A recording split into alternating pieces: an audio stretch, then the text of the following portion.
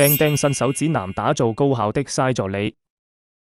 在和 AI 助理打交道時，提示詞就是你給 AI 下達的命令或提出的需求。你輸入的提示詞越精準明確， AI 給出的回答就越貼切滿足你的需求。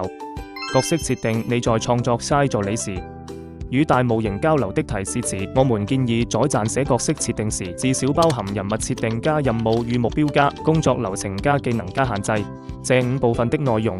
首先要描述 AI 助理扮演的角色或者職責，接下來要描述 AI 助手的任務以及工作目標，並且簡要介紹 AI 助理的工作流程。